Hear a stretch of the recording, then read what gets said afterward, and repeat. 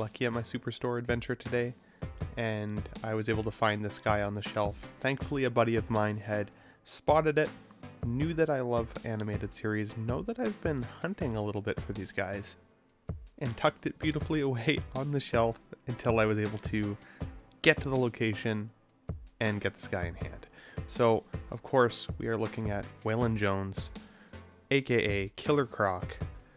He is a DC Batman the Animated Series figure and character, of course, and he's cool. He's real cool. I like this guy a lot.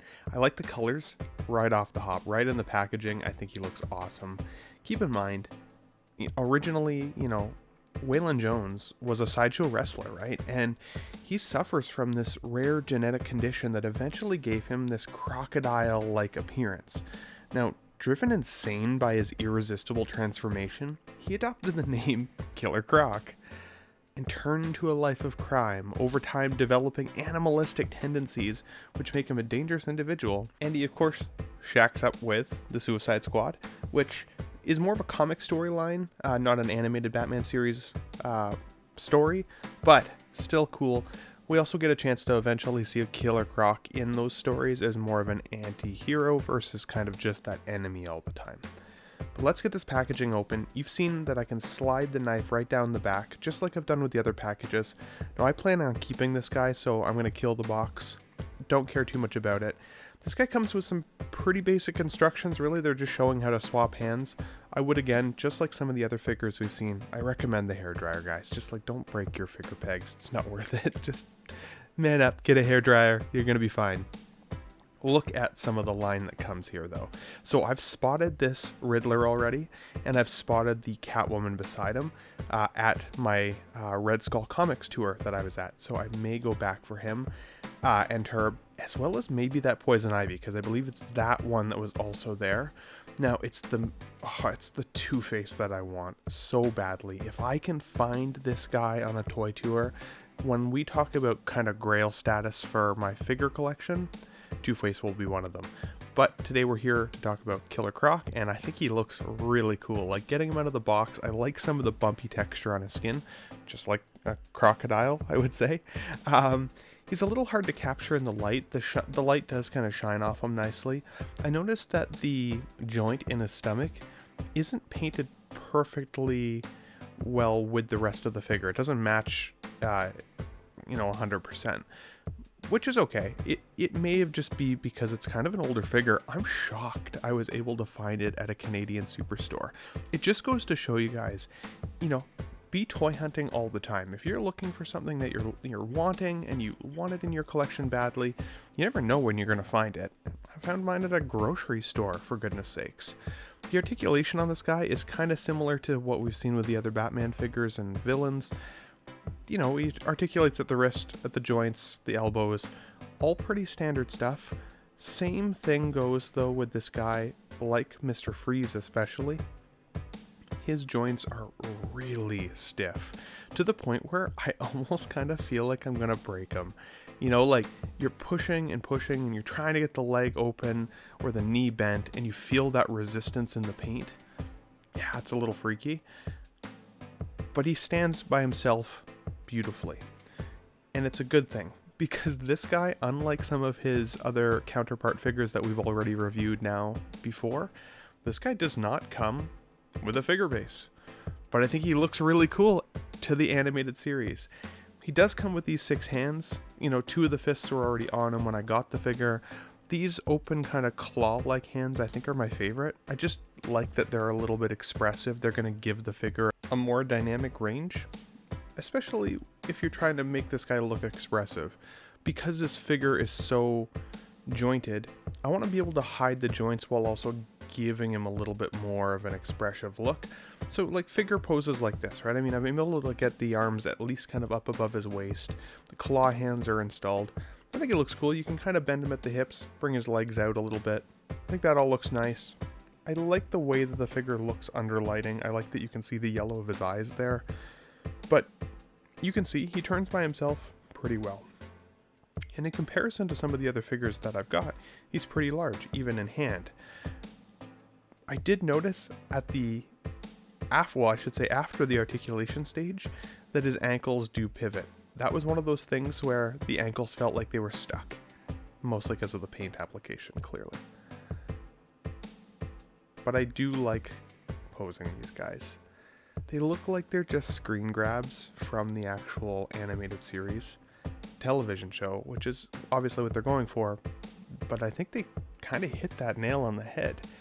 Now, Mondo Toys has recently released images of their new line of Batman toys that are coming in 6 scale.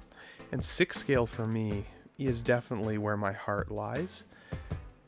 These guys in 6 scale, I think, would look like huge toys, which obviously is what they are. Again, might sound like an obvious thing to say. But I'd be worried that they would still have to force some of the joints on. Some of the cell shading that they have to do in order to give it that animated style artwork look, I think kind of has to be done with pretty solid colors, which then honestly doesn't necessarily look, to me at least, like premium paint application.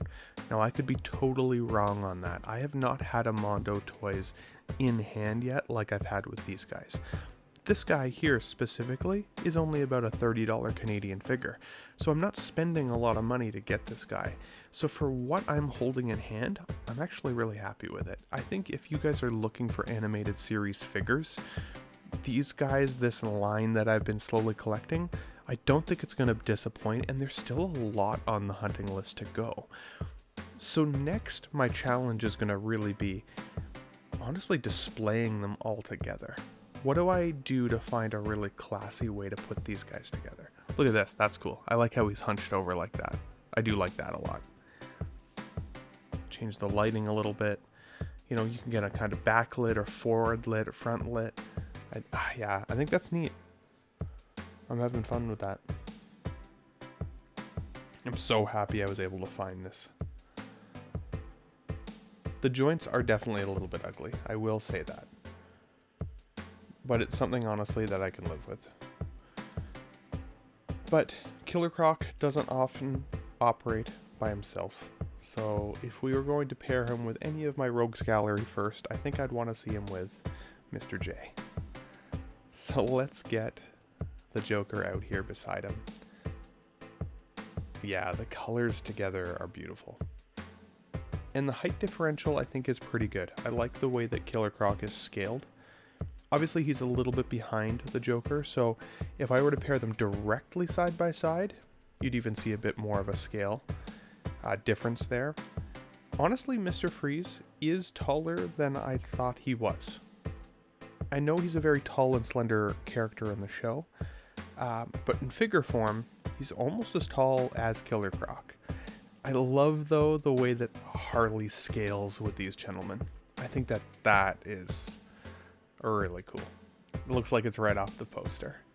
Then when you add Batman in there and you get Robin added in there, the colors just are booming on the screen for me. I'm digging this a lot.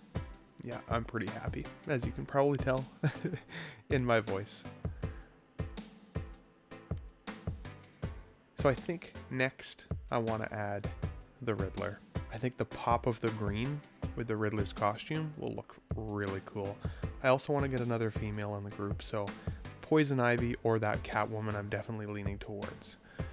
And I'm going to continue hunting for these guys. I really, really want to find that Two-Face. I really would love to find a Man-Bat that suits this figure collection. I have one from the 90s. I'm going to try and give him a bit of a touch-up in terms of paint application and see if I can, slot him in.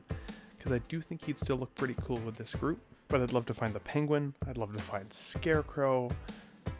There's so many. The list goes on.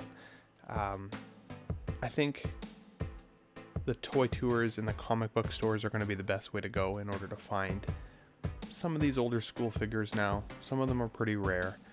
I may have to turn to Evil Bay or some of those if I can't find them.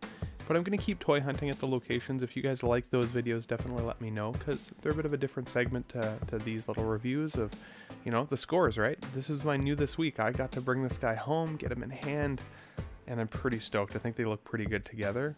My only complaint with this guy, honestly, is that he just didn't come with a lot of stuff.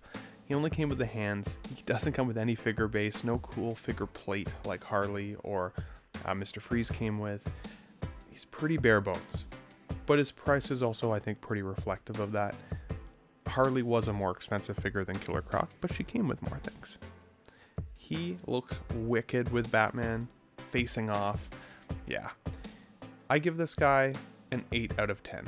There's definitely a few figure accessories that I think this guy could have come with. The paint was really stiff, so he was hard to move.